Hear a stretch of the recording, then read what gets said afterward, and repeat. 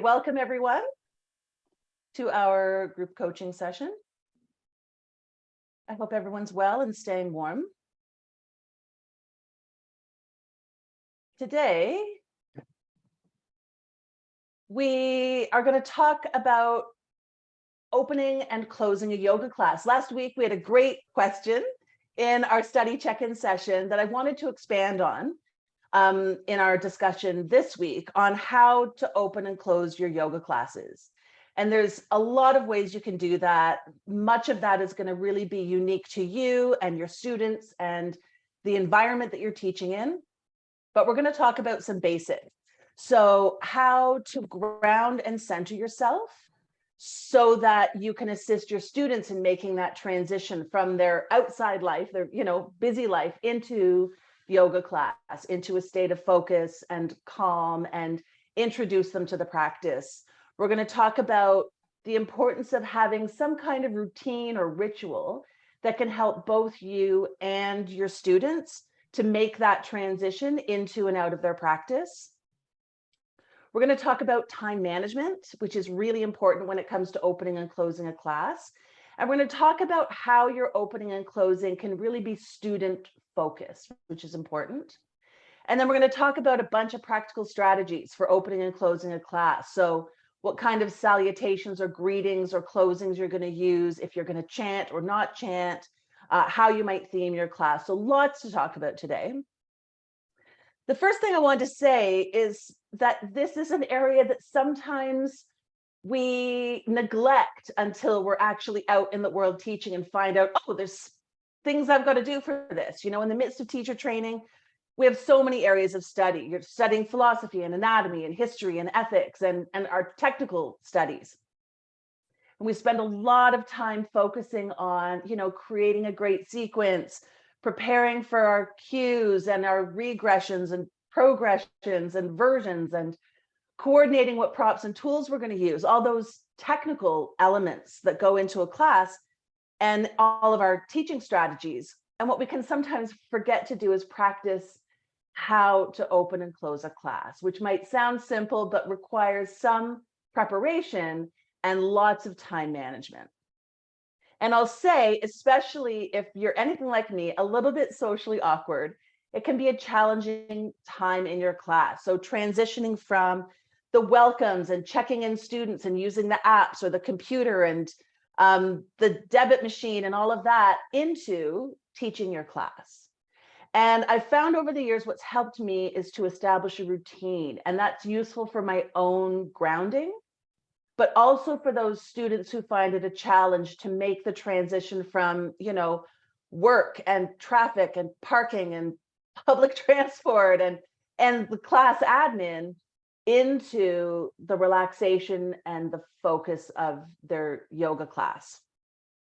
So again, my most important tip for opening and closing a yoga class is to create a routine or ritual that'll help you ground and drop in.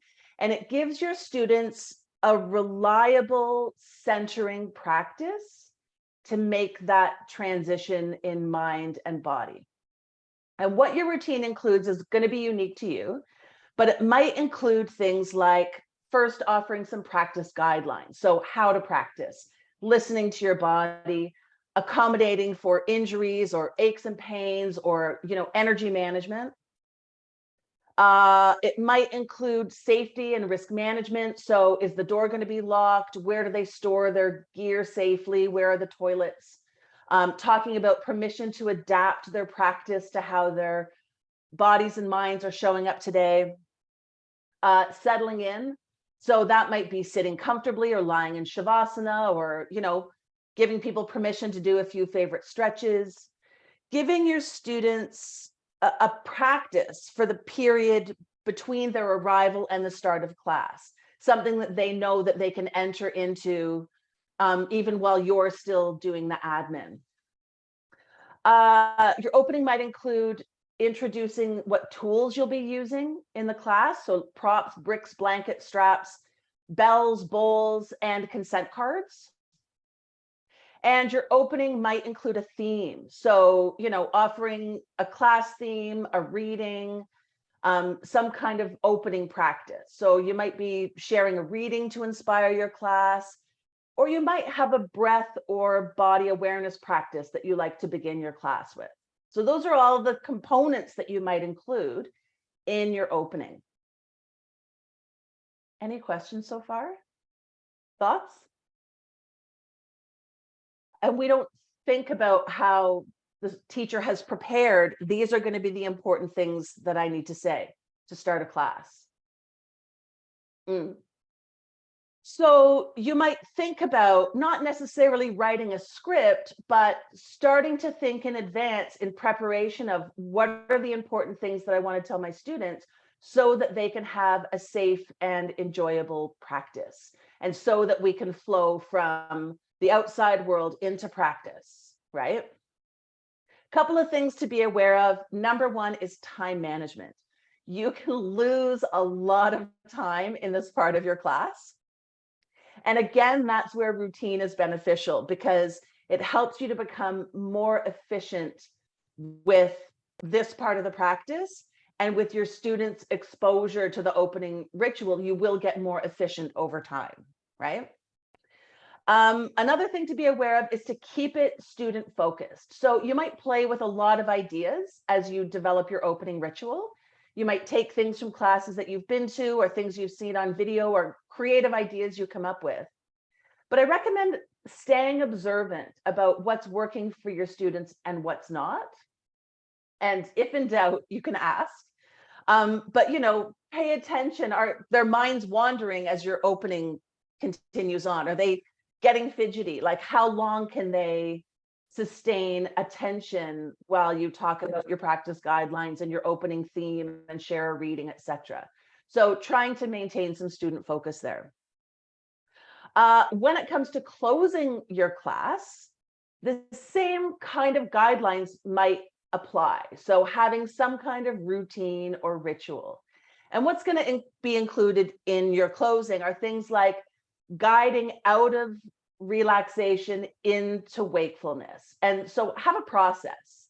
You might be familiar with the process of the classes you regularly attend. Bring your mind back to the breath, bring your mind back to the body, turn to your right side, have a rest, rise up to sitting. Whatever your process is going to be, you want there to be a reliable flow from relaxation, however you're teaching relaxation, into wakefulness. You might include in closing your class, closing theme. So bookending your class with your theme. We started with your theme. We're going to close with your theme, or a reading. So you're kind of sealing in your class theme by repeating it, maybe offering some ideas on how they can take those ideas out into their day. Some kind of salutation or thankfulness. You might place your hands together and say namaste. You might say, thank you very much for sharing this time and space with me. You might guide a closing chant if it's an appropriate environment for that. Another thing you might include in your closing are, opening up for questions and concerns. And again, depending on the environment and the timing, you might offer a few minutes after the class closing for questions and concerns. And I highly recommend putting a time limit on that period.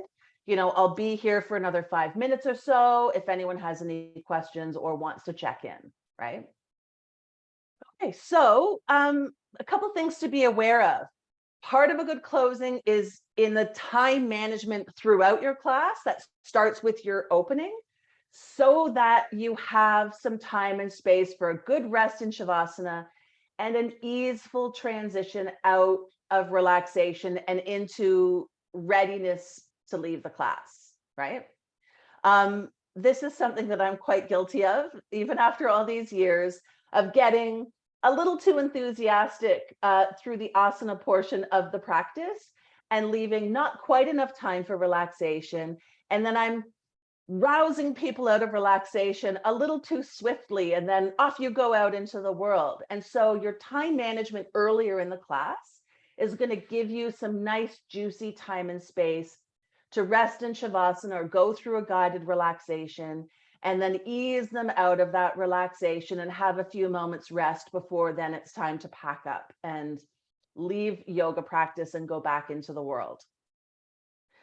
The other thing to think about with your closing is to ensure that your theming and any suggestions for like home practice or taking the theme out into the world are invitational.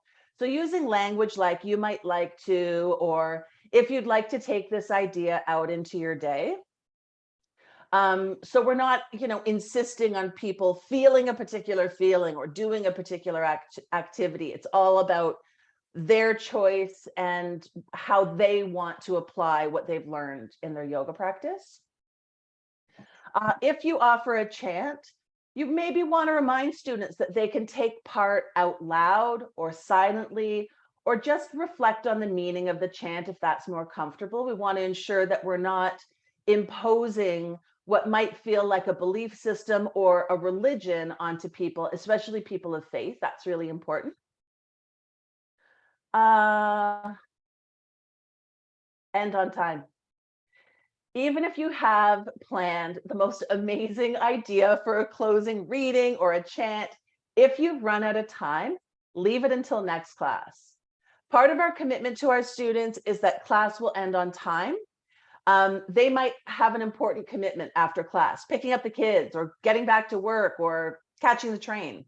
And they will not appreciate your very creative closing if they're being kept from those commitments. And if you're teaching in a busy space, you might also have another teacher in another class waiting to get into the room. So no matter what, end on time and save any elaborate closing that you've created for the next class where you can leave a little bit more time and space for it. Yeah. Any thoughts on that? Especially in the online space, or if you're teaching virtually, if you're running out of time, especially if you've had a chunk of time at the start of class with technical difficulties, although I'll say that can happen in face-to-face classes as well. If you know that you're going to run out of time, I would suggest prior to Shavasana, letting students know, we had a delay at the start of class. We're going to go a little bit over time. If that's a concern for you, if you've got other commitments to get to, take a few minutes rest and you can make your way back into your life at your own pace. If you'd like to stay for, an extra 5 minutes, you can follow my cues, right? Something like that, so that students are aware before Shavasana that they're going to have to make some choices. What we wouldn't want is mid Shavasana go, oop, we've run out of time. You can stay if you want, or you can leave. So, you want to kind of be prepared before you enter Shavasana if there's going to be any kind of time change. I don't think there's a lot of harm in an online class in going a little bit longer. As long as people have been informed, they're not going to be watching the clock the way that you're watching the clock. So you want to make sure that they're making an informed choice about sticking around a little bit longer. Yeah. Good question. Other questions? So the question is, if you know that you're running out of time, what do you cut? What do you condense? How do you improve your efficiency so that you can end on time? And I'll say it depends on when you realize you're running out of time. So if in the middle of the class you realize that you're running out of time, I would be shortening the asana portion of the practice and not stealing from Shavasana if I could, right? So if we think about timings, if we're talking about a vinyasa flow class, here's some timings to think about. You want to be sitting down in Dandasana at the halfway point of your class. So if you've got a 1-hour class, at 30 minutes, you should be sitting in Dandasana, right? If at the 30-minute mark, you're still in sun salutations, now you know that you've got to condense something. Something's got to shift, right? And you should be getting down to sitting as soon as possible from your sun salutations. You want 10 to 20% of your class to be relaxation. So in a 60-minute class, that's 6 to 12 minutes, right? So it's helpful to think about your timing kind of from these landmarks. First, from the end of the class forward. So in my 60-minute class, I want, 10 minutes for relaxation. I know it's going to take 3 to 5 minutes to return from relaxation and close the class. So already there, that's like 15 minutes of your 60-minute class. Block that off. You know you want to be sitting down at the halfway point of the class. So now I've got 15 minutes for seated posture, strengthening, finishing movements. And then going to the start of the class, how long does it take to do sun salutations? At least 10 minutes. How long does it take to do warm-ups and breath work? At least 5 minutes. There's 15 minutes. So now I've got 15 minutes left to play with for my opening and for standing and balancing poses. So plotting your timing that way is a good plan. And then know that whatever you plan, something's going to change. So if you're teaching online, you might have technical difficulties. If you're teaching face-to-face, you might have students coming in late. You're having to still do admin minutes into your class. You might go long, and we do. You might go long in some section of the practice and have to catch up for that lost time somewhere else. I would have to say that I've never followed a class plan entirely as I plotted it out. There's always been some change. That change also might come from the students. I might plan a really dynamic class and my students all come in like, oh, we have to do something a little bit softer, a little bit more easeful for today. So replan. So you're kind of always watching for these time landmarks and then adjusting your plan going forward. Does that make sense? So I'm going to say it again. You ready? So 10 to 20% of your class is in relaxation. So again, if we're talking about a 60-minute class, that's 6 to 12 minutes. You're closing, so returning from relaxation, closing, thank you very much, everyone gets up, that's 3 to 5 minutes at least. You want to be sitting in Dandasana in a Vinyasa flow class. You want to be sitting down at the halfway point. So at 30 minutes, you want to be sitting. What else did I talk about? Warm-ups, that's at least 5 minutes. Sun salutations, that's 10 minutes, depending on how many sun sals you teach. So you can see from that you do have to be efficient with your openings and closings, right? I've given you all these things that you might talk about as you open your class, but you do have to be efficient with all of those things. And that's where, again, routine and ritual is really useful. It's going to help you be more efficient. It's going to help you stay on track. I see in our participant list here, we've got a couple of people who are already teaching. Not to put you on the spot, but I wonder if you have any strategies that you use for your opening and closing that specifically help you with timing. That's like a really great real world example. And an example of really student focused sequencing, like here are these ideas and guidelines, but here's what my students need. And they need this extra time to make that transition from their work day and their travel and all of that into class. And that's going to be important for the whole class, right? And so you're borrowing time from other places to help them make that really important transition. Because what you wouldn't want is for students to rush into class from all of that, and then you rush them into practice because you're trying to be efficient and stick to Heather's teaching guidelines, and they never drop in. And they never get a chance to settle and center and ground, and we wouldn't want that, right? So you're doing what your students need in order to find that grounding and find that settling in. And that just might take a little bit longer given the circumstances. The energy of an early morning class versus a lunchtime class versus a post-work class versus a 4 p.m. on a Sunday class, very, very different energies. And our teaching has to respond to that and reflect that, right? Does anyone have a favorite opening, something that really worked for them at a class you attended or an online class or a video? the thing about themes is that we can draw on what's really happening around us. It doesn't have to just be something from yoga philosophy or, an esoteric idea. It can be about the weather. It can be that you're having a really windy, cold day.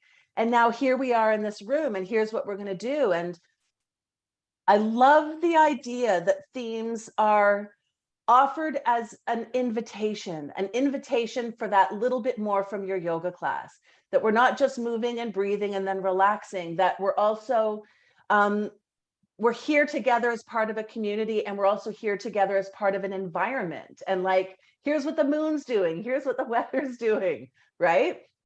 I really like that. And I think that it's a great way of inviting students to have more awareness, not just of their bodies and their breaths, but on what's happening around them in the natural world as well. So I'm a huge fan of the nature-based themes, but like theming in general, being invitational about your theming, offering students a suggestion, being open to, if today's theme doesn't work for you, sit with your own intention for practice. Maybe you've come with your own intention, right? That can be really useful. If you're going to theme around philosophy, be aware that, you don't want to waft on too long about philosophy unless your students have really gotten into it. But giving students a little bit of an insight about that little bit, something more about yoga. Here's this other thing about yoga that's not just on the mat. With the caveat that you do want to take care that you're offering themes or readings that people don't feel is going to compromise any belief system they already hold, particularly religious beliefs. So, bringing philosophy into a modern, more non-religious context so that all of your students can explore and relate. And again, that's what's great about sort of weather or community related themes. And if you aren't sure what kind of themes to offer to your students, you can ask them. You can ask for suggestions, right? Or you can use the AIMS cards that are in your training portal. So students can choose their own theme for the day. They can pick a card, on strength or focus or relaxation. And of course, you can just hold a space for students to sit with their own intention for practice. And that can be part of your opening ritual, right? How much time to commit to balancing poses depends on how important balancing is to today's sequence, right? If I'm teaching the two basic balances from our sequence, so flamingo and extended hand to big toe pose, that doesn't take too long. Even though they are asymmetrical poses, you do them on one side then the other, which those poses always take a little bit longer. I only need a few minutes to teach those poses. But if I was theming, doing a broader theme around balancing, I might commit more time to balancing poses. I should say I do. Not everyone does. In some other yoga styles, they do a closing and then leave students to rest in Shavasana and then just say, take 10 to 15 minutes and you can leave when you want. You want to know that the teacher is going to come back and get you should you fall asleep. And how long is 10 to 15 minutes when you're in relaxation, right? So that's just another way of doing things. It's not the way that I do things, but it's something I've experienced and enjoyed, and also fallen asleep and had to be woken up by the teacher. Definitely.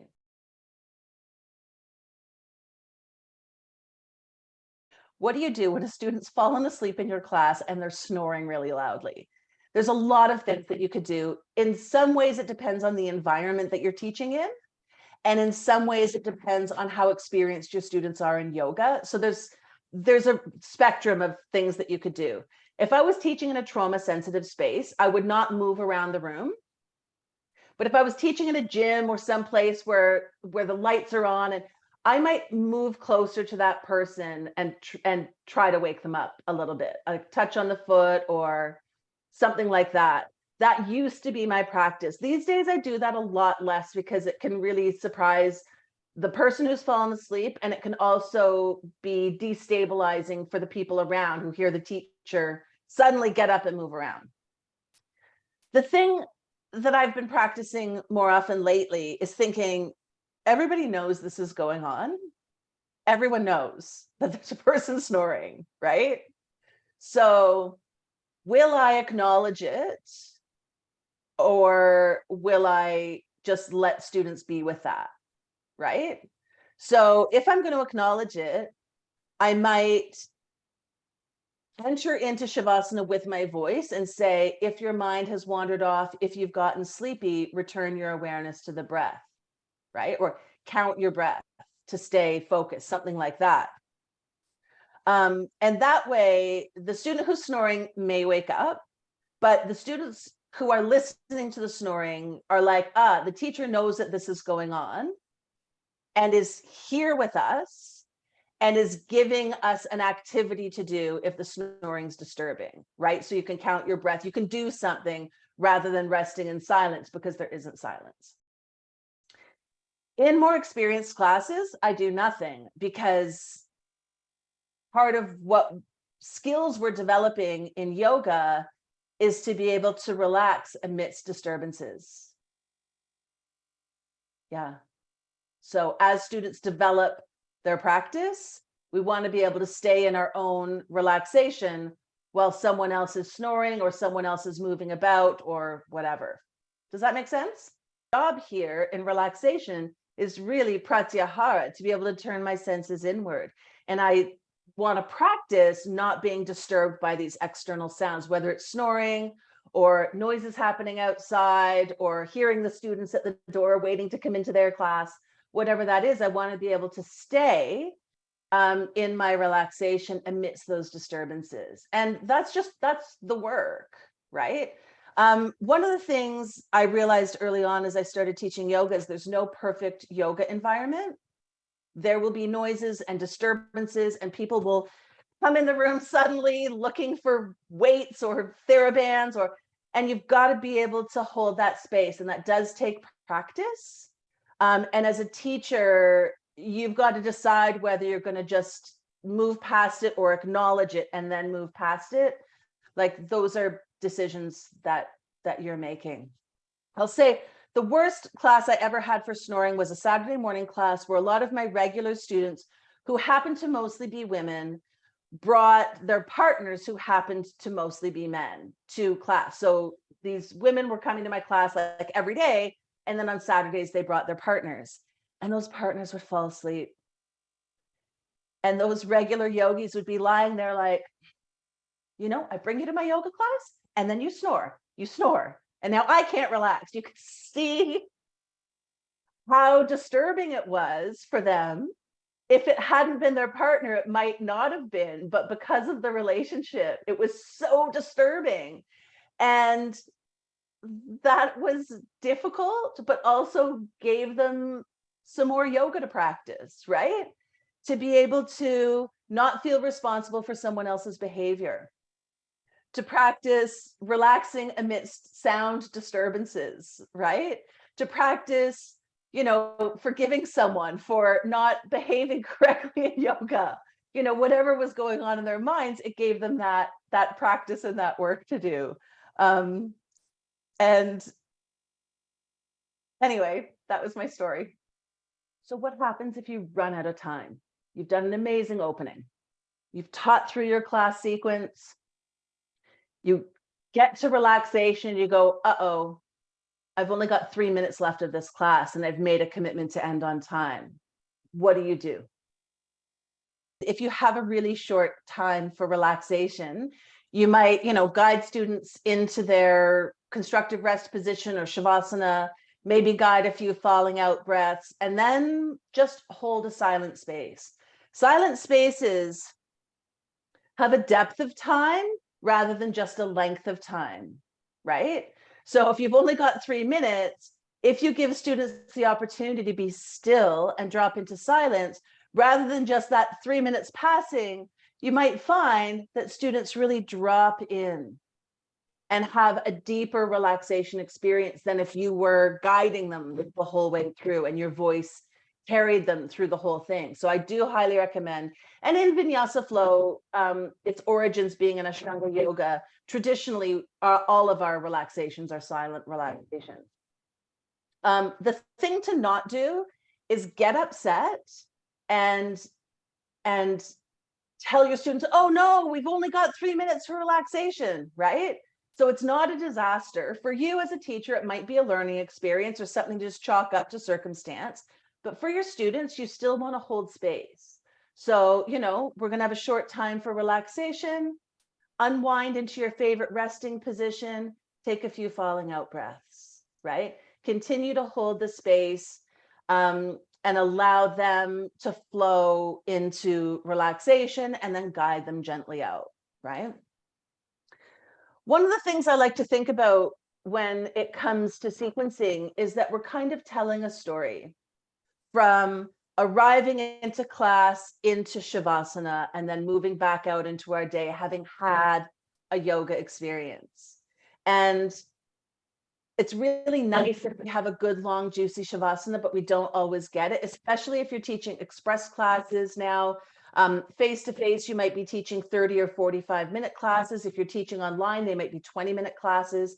You have a much shorter time for relaxation. These days are different than back in the day when we had 90-minute or 2-hour classes. So making efficient use of that time by sequencing your class towards that moment, right? Having your more dynamic practices up front.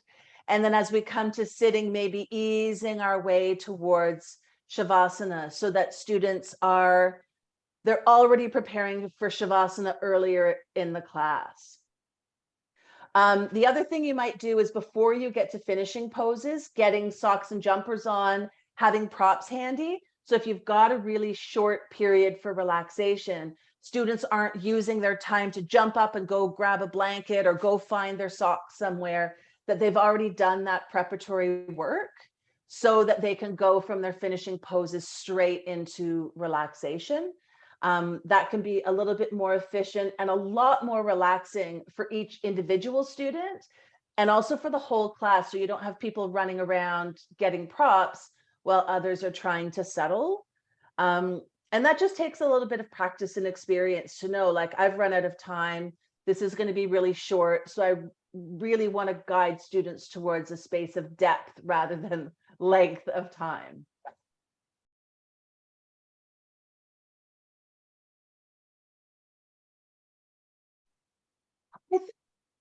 There's not a right way, Catherine, to do this, that especially if you've got students who are newer to yoga, who have very busy minds, sometimes they really appreciate giving their minds a job to focus on.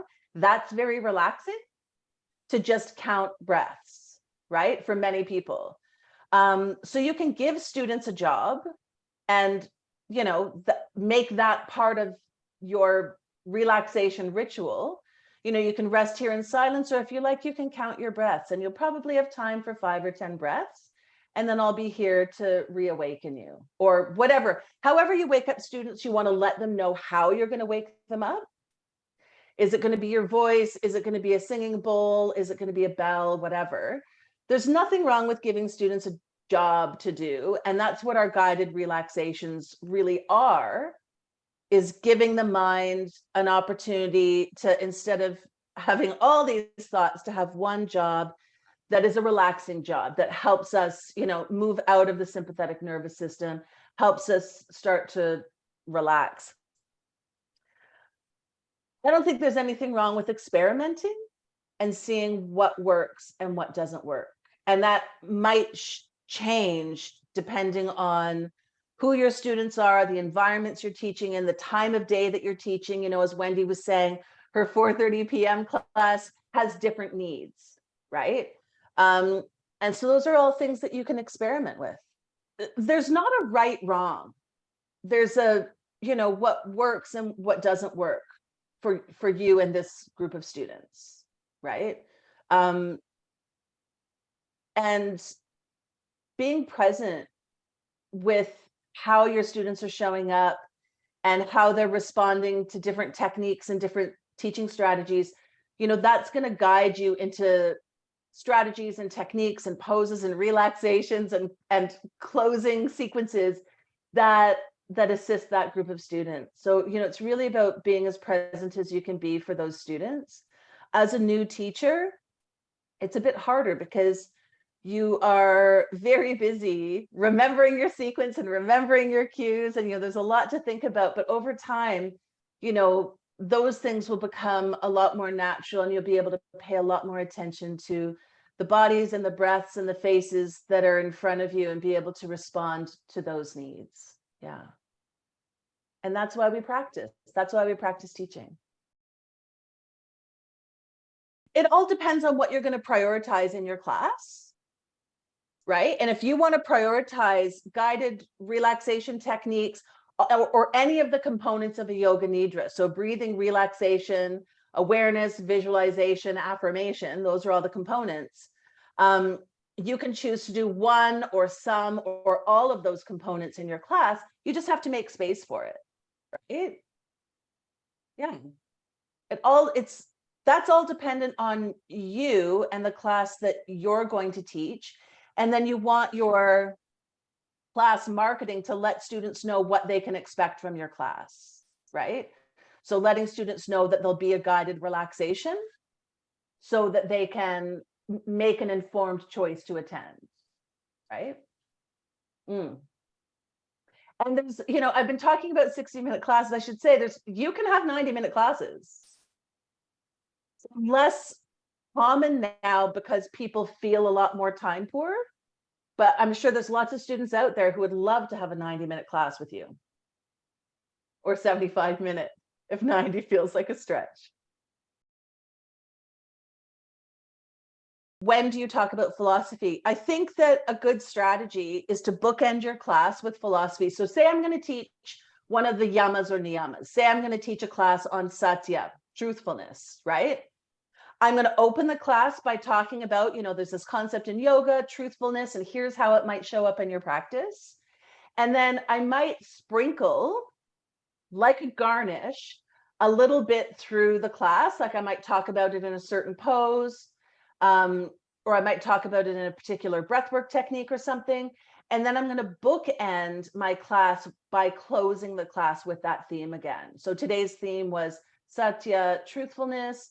Take a few moments to think about how that felt for you through today's class, and maybe think about how you might take this concept out into your day. And maybe you'll offer a few suggestions for how they might do that. So generally, that's the pattern of offering any kind of theme, is you include it in your opening, and then you sprinkle it through your class, and then you bookend your class, you close with that theme as well. Good question. How do you talk about spirituality without talking about religion? It's easy for me because I'm an atheist, so it never comes up. I'm never talking about anyone's God or deity. But I could inadvertently be doing that by sharing a chant, or by sharing a reading from a text that feels like a religious text. I mean, we know the Yoga Sutras are designed as a non-theistic, non-religious text, but to someone who's not familiar with it, it might feel like I'm imposing a religion on someone. So I do want to take care with that. And I think that it's always good to be invitational. Here's an idea from yoga. Here's how you might apply it. And it's always good to make it modern and relatable. So how is this relevant to your modern day life?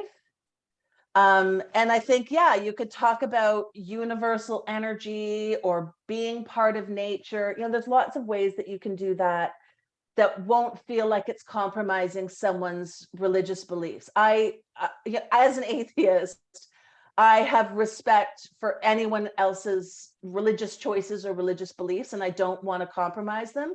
And I don't want them to feel like yoga is an unwelcoming place for someone of any religion, right? And so that's why I want to take care with that, and make sure that the way that I talk about the philosophy or the more spiritual or esoteric components of yoga is welcome to everyone and is open to interpretation, either through, something like nature or through their own beliefs, if that makes sense.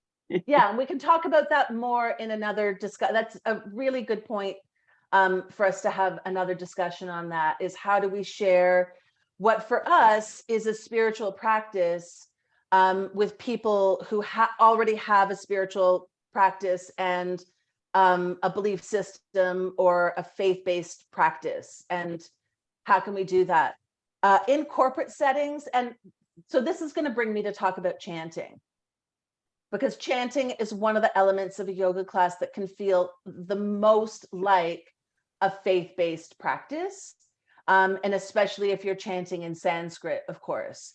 So I recommend not chanting in environments like corporate environments, in schools or institutions, and also in places like aged care communities, right? Those are probably not the places to be bringing Sanskrit chanting. And so that's something to be aware of. In your own classes, if you're running your own classes, of course, you're welcome to chant. I do recommend making that chant invitational, telling people what it means. So, you know, like I'm going to share the chant Om Shanti to close this class. Here's what these words mean. You're welcome to chant out loud with me, or chant silently in your mind, or maybe you just want to sit with the idea of peace and hold that in your heart while we close our class, right? So that you're offering people the opportunity to join in, or the opportunity to sit with their own perspective on whatever your chant is going to be, okay? It could open or close your class. So you might have been to classes where you open with Oms and you close with an Om Shanti. Kind of depends on you and the environments you're teaching in, and what components of yoga you're sharing. I've marked those down for future discussions because I see we're running out of time. I want to thank you all for being here and sharing your questions and your insights and your experiences. It adds so much to these discussions. Hello to those of you who are listening to the recording.